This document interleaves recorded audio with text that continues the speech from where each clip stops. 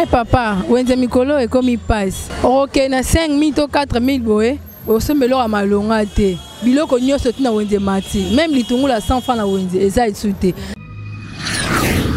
Vision Plus TV, l'excellence et la rapidité.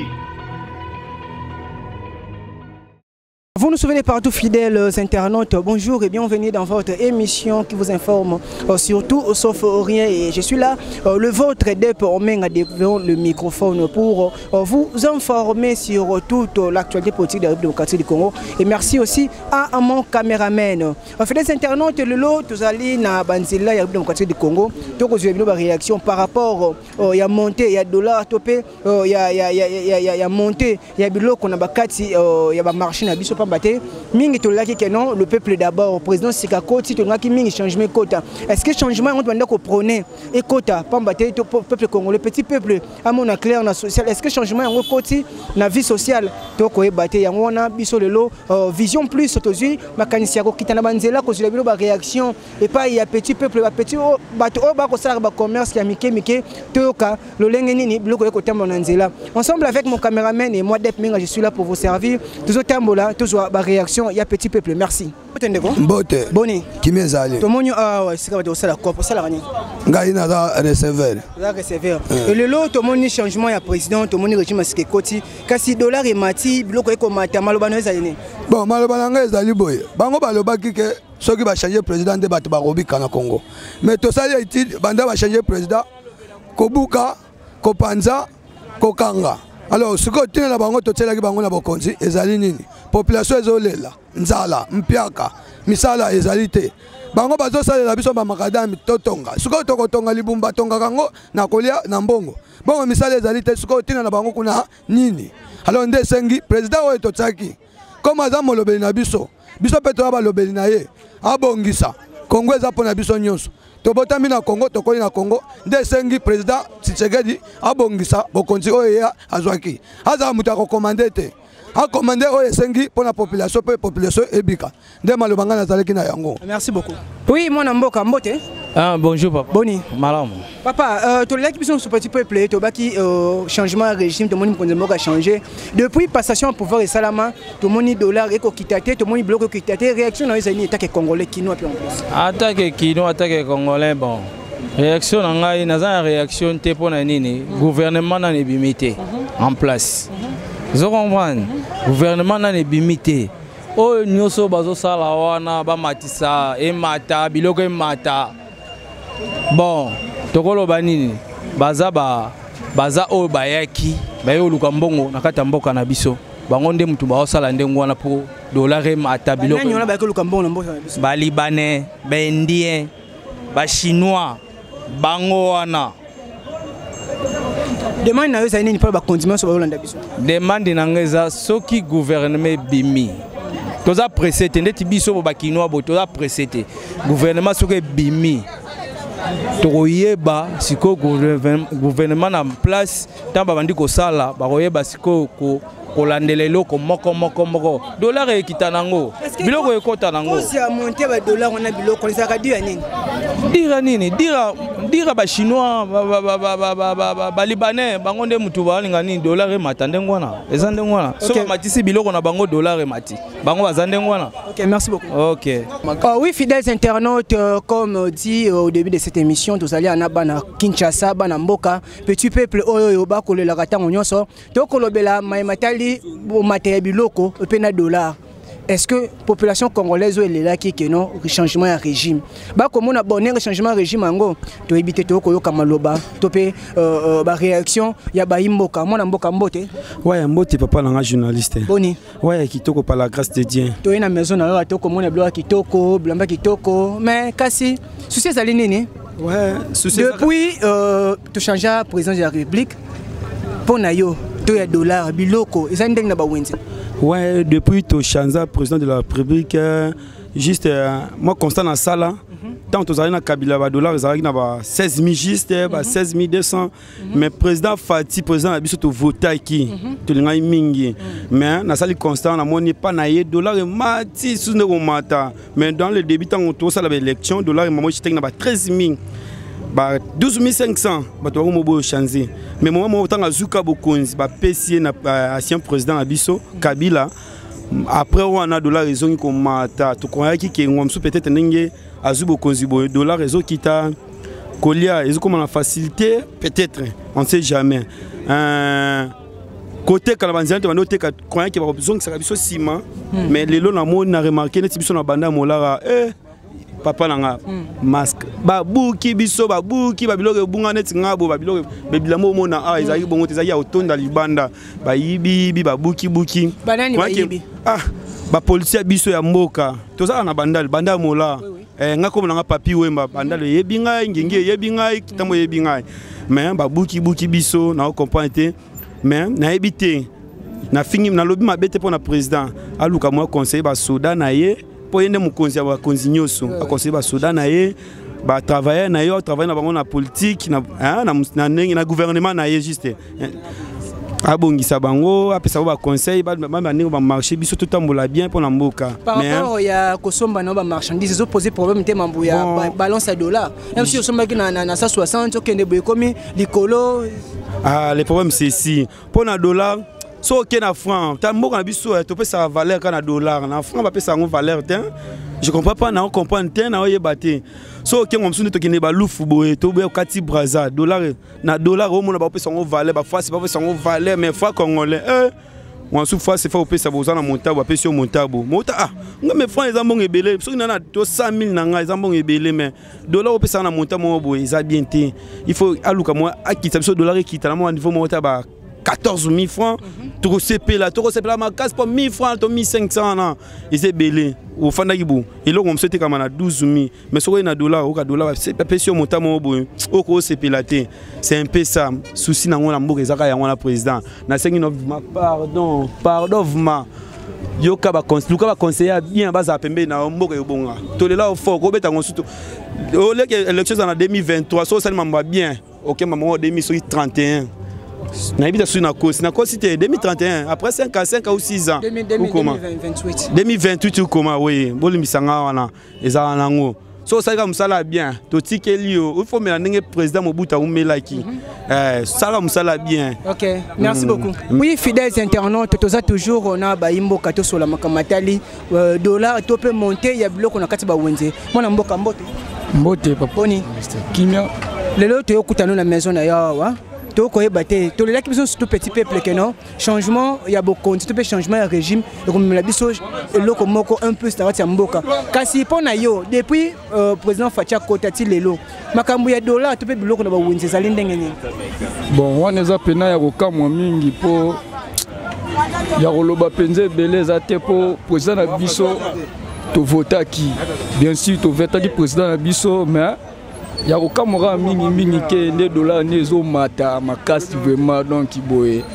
moins combien bon dollars oh ngana yeba ki liboso bon ezalaki na ba oya liboso ezalaki na ba $20 ezalaki na ba 18 400 francs ou 300 francs je crois mais il y a le oyo ndenge et mati siko koleka si n'attend au ce qu'on a commis à mais ça peine rouler les bêtes comme du $20 comme bon la minute notre $20 ça sur 32 500 francs ils est belé beaucoup même na 100 francs aux hommes on a été 100 francs comme 100 francs bon wa mike 100 francs 200 francs et comme on a pas si bon to suka ba comme bimsaka ba gros billet donc to yebate lelo ozali na ndako ozali na bande ko na ndako biloko na ndako na ba wenzi to tambola ndenge nini bon bon bien sûr na wenze pembeni mais biloko tokolo betambola ndenge etambola bien te ça que dollar eza likolo bon ba biloko ezo komata toujours ndenge dollar pesa komata bon batu pe bazoteka mais tozoteka pe toza leste okoteka na kwembe baye longola biloko boye bazobengana bazobuka bazo bengana bato mona pe au perdre pe moi loko moko beta que non dollar ngo pe sous likolo donc to baté na mboka o to vivre ndeni to za lu fait lu bien comment bosenga na ezani pona bande ko ba konza mboka banso bakolanda bon bosenga na ngai ezali pena makasi eza pena makasi ezebele mais na o nanu to za na ngona posa nanu biso nanu peuple otozolela mingi dollar ezalo na se po tozwa moyen ya kovivre tanke non nde todebrouye nanu ti tokozelaka ti bamisala ekoya ya yofungama wana kosala biso bien biso bayimboka tokosepela. Merci beaucoup. Merci. Mbote papa. Boni. Kimia. Tu as la maison d'échange, les maisons d'échange na yo. Tu as habité. Tu analyse na msisa to pe mokutu na msisa nini keno. Kolandela banda mokonza mboka sika kota fachi. Pona yo dollar ezara stable to pe ya mouvement ezali. Dollar est instable makasi parce que ils ont mata et kiti et mati donc stabilité dans la monnaie. Nous sommes tous à Dieu. Bon, nous connaissons nous président de la République parce que jusque là, le gouvernement est bini et bini dans le budget est en moka. Donc, c'est un peu difficile. Bon, on a directement monnaie étrangère qui est en bas mort parce que bilo que dans les colos, bablo dans les salamités, bablo va placer gouvernement en place et ça peut être difficile pour mon dollar et quitte. Mais avec le temps peut-être ce qui a sali moi mécanisme de dollar qui quitte non. Mouvement na ba wenze zalini. Pardon, question. Mouvement na ba wenze ba gamle ba bloc zali côté kama est-ce que kuna pe mouvement zali topé mati toye baté. Tant que dollar ils ont matin automatiquement faut bloquer la wenze matin parce que ba bloc miso anakin na Congo et comment mingi lié na dollar. Donc les gens balinga suko ça la monnaie na biso localité comment mingi ko se référer na dollar. Lorsque le dollar est mati automatiquement même pas bloc la wenze yo mat. Demain il n'a pas konza mboka ba kolanda za nini. Bon, ba ça la bokasi ya bokasi na bango parce que le ko la biso mboka tambola mimi na dollar ils ont rendu cette tâche moins difficile. Donc ils ont vraiment passé ceux qui dollars ils ont mataboué, ils ont paralysé presque tout. Donc ça n'a ni circulation ya mbongo ils ont vraiment franc comme belé dollars ils ont soutenu la terre donc même na niveau où ils ont matin donc ils ont rendu tâche moins difficile pour la peuple. Bunda je sais que na aussi inanité tant que il y a un gouvernement Kobima, espérons qu'il y aura de bonnes choses. Oui, fidèles internautes, nous sommes toujours dans la rue à ville Kinshasa. Toujours la réaction, il y a petit peuple concernant la vie sociale actuelle dans la République démocratique du Congo, précisément dans la Kinshasa. Pambate, tout l'équipe sont surtout changement, il y a régime, tout l'équipe sont surtout Mokonzamboka ya Kala, Longo ya Sika Kota Kasi, Banda ya Sika Koti, to komona, peuple azoko le la kaka. Vous allez toujours on a baïbaza ko sala commerce tout na. Ndeni n'est pas na bango zali ko lekela. Mona mboka mbote. Mbote papa journaliste. Malamu mingi. Donc tu on a maison na yo kasi système ça nini. Depuis le régime ya sika échangeant, moi matali dollar, moi matali biloko na onde vie sociale disons. Ouais. Petit peuple azana niveau nini. Est-ce que ko le la kaka to pour nos changements ça?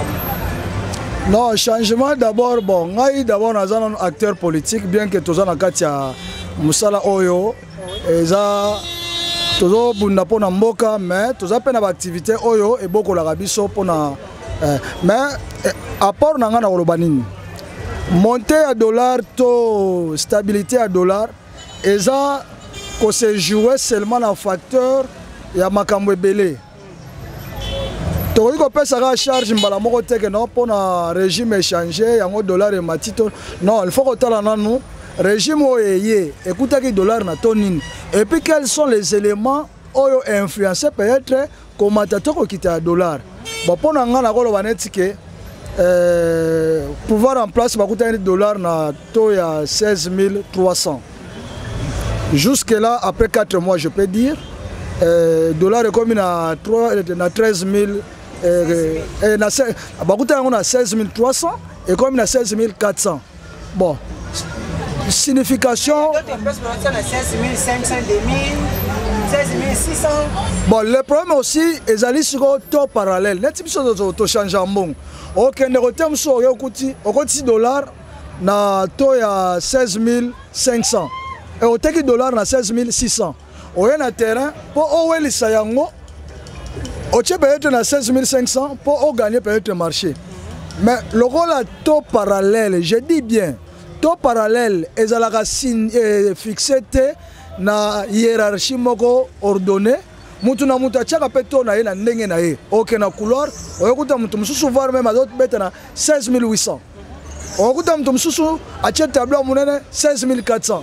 Donc jusque là pour na biso ba tozali ko sala musala ya échange toza na signification moko te toyi ko apporter par rapport à variation ya régime. OK, merci beaucoup. Merci. Yekenga. Tande na salut. Ndeko mbote? Mbote papa journaliste. Boni maman. Bien papa.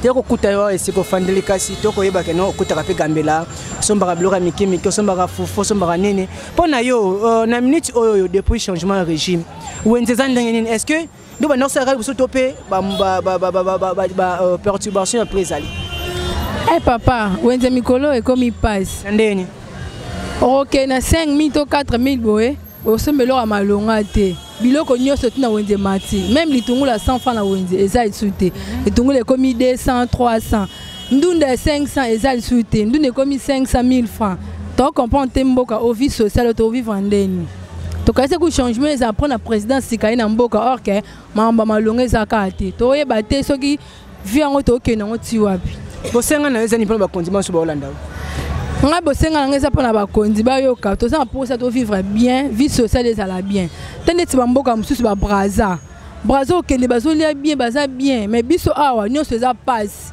osombela mba pasi ofuta ndaku pasi nyonso eza pasi yango tosenga bakonzi mboka bata nanu pona mboka na biso mamba malamu etambola po mambo esimba te na mboka o. OK, merci beaucoup.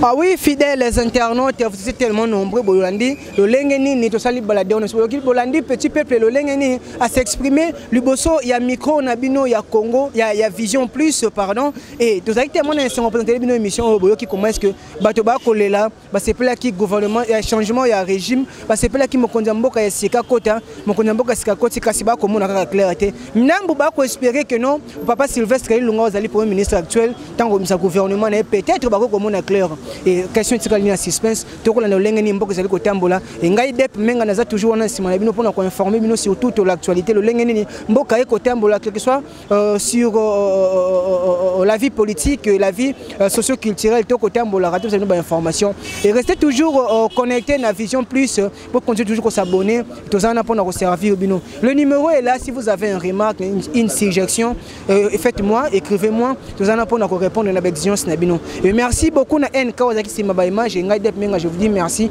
et on se retrouve à la prochaine. Bye.